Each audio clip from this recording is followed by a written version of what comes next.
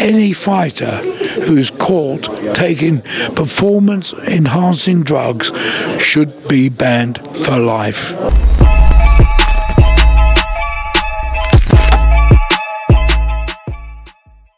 This is Jonathan Aggie, your fifth pro boxing fans, joined by the Sun's Colin Hart. Colin, good to see you. How are you? I'm good. Yeah, thanks. Good, good. We're just here at a press conference. Frank Warren has signed Naseem Hamed's son, Adam Hamed, and as well as Shantel Cameron. Just starting with Adam, I'm sure you would have covered Naz's career, probably from the start to the very end. Yeah, what were you thinking in this press conference? It must bring back memories.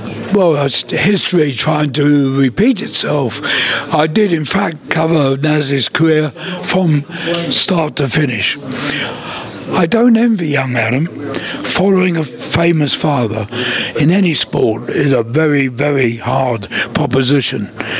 I mean, he's got a lot to live up to, and he's going to get compared to his father. Whatever we say now, people who go and pay to watch him are going to compare him with his dad. It's very interesting. Last month, I did my column in the Sun, talking to Joe Bugner Jr. and Ross Minter Jr. about what it was like to be professional fighters in their father's footsteps, and they went through hell. They both admitted it was very, very difficult, and none of them made it. Of course, neither of them made it, which made it even worse. But you know, as soon as they stepped in the ring, people were yelling, "You'll never be as good as your father," and Adam can expect that, and I hope he can put that out of his mind as he starts his career. I mean, he's 24, just 24. He's starting late, so he's got a lot of work to do. What was it like covering Naz's career? You know, is that one of the standout moments of your career? Yes, I mean, he was one of the greatest fighters in my time as a boxing writer, no doubt about it. He was colourful as well as being brilliant. He and I had a tempestuous relationship. We didn't get on because he used to say, "I'm the greatest fighter in the world," and I used to object to that because I used to say, "You're not." And so this sort of thing, we clashed many times, but we ended up good friends. So you know, I don't think Adam is of the same personality as his father. I'm sure he's full of confidence, but I'm sure he's not going to adopt the same sort of brashness that Naz did when he was coming up. And obviously Shantel Cameron has also signed with Frank Warren. What do you make of that? Because a lot of people were surprised she left Eddie, given sort of the job he did with her. But yeah, what do you make of that? Well, I mean, she stepped from one good promoter to a great promoter, so she's not going to lose anything by it, I wouldn't have thought. It'll be interesting to see, now that Frank has this new partnership, if you like, with Eddie Hearn's Matchroom outfit, whether they can get that trilogy fight with Katie Taylor together. I'm sure Shantel, above everything else, would like the opportunity of winning her belts back by beating Taylor for a second time. Just want to move on, Colin, to the big news yesterday was that Ryan Garcia tested positive for Ostarine.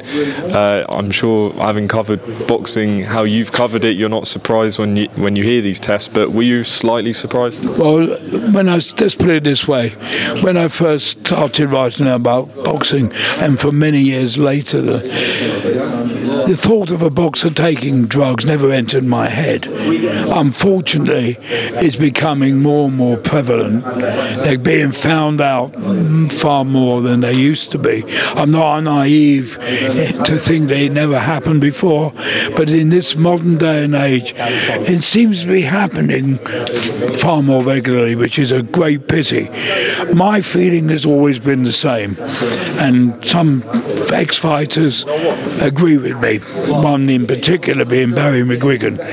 In my opinion, any fighter who's caught taking performance-enhancing drugs should be banned for life.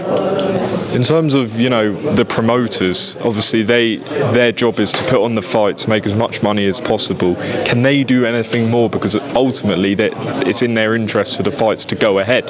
So what can they do? Because it seems to be every time there's a drug test, we talk about it for a few weeks and then nothing's done. Well, some fighters have been banned for a couple of years, and we've got the Conor Ben case still outstanding. You know, promoters obviously don't want their fighters suspended or banned, but they can't live with them 24 hours a day. They don't know what's going on behind closed doors in the gyms. They obviously abhor it, because it means it's bad for the fighter, it's bad for the sport. In terms of the drug Ryan Garcia tested positive for, they say that he passed all drug tests leading up to the fight, and this test was taken on, I believe, the Thursday of fight week. Now, when you look at that, what really is the point of doing a drug test so close if you can't get the results in time? Is that not a bit strange? Is the testing process wrong? Yeah, well, I mean, I'm not a scientist, but I would say taking a drug 3 days before a fight is going to be of no help to you whatsoever. How it happened, I don't know. Obviously, the old excuse that comes out, my food was contaminated and I didn't realise it. Now, you can either believe that or you don't believe it. But why would you take a drug 3 days before a fight? There's no point to it.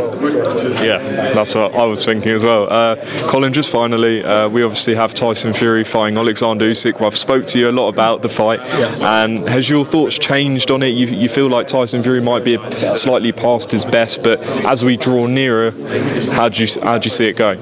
My opinion about it has not changed. I honestly believe that Tyson, after 15 years, those 3 tremendous fights he had, brutal fights he had with Wilder, may now be catching up with him, and I think he may well be in decline. But on paper, no man who is 6 inches taller and probably 5 stone heavier than his opponent should lose. It's beyond logic. It's the old cliche, good big uns beat good little uns. But Usyk is so clever and so shrewd that I still feel he's capable of winning this fight on points. And just finally, they've announced Deontay Wilder against Zhang, and they also said that Anthony Joshua will face either the winner of Wilder-Zhang or Hrgovic against Dubois. Who do you think Joshua will face? I think he will face, well, I don't know, to be honest. I think Zhang will be Wilder, if it's the Wilder that showed up in his last fight. He's not the Wilder that we knew and loved a few years ago. If that's the case, Zhang wins. I think the Croatian is going to be too clever for Dubois and will win on points. So then Mr. Joshua can take his pick out of the two. We'll see what happens. Colin, as always, appreciate your time, and I know you're looking forward to the fight tomorrow night, Canelo Munguia. Very much. I mean, you know, we get a bit blasé, us old boxing writers, but this is one I'm really looking forward to. I'm not saying it's going to be a major upset, but this Maguire is a handful, and it would not surprise me if he does beat Alvarez. Alvarez hasn't stopped anybody for 3 years, and every one of his last 4 fights has gone the distance. I think at 33 he's having his 65th fight, his 25th World Championship fight. I think he is slower than he was a few years ago, and therefore becomes more vulnerable. Absolutely. Colin, appreciate your time, and I'll see you soon. Great, thank you.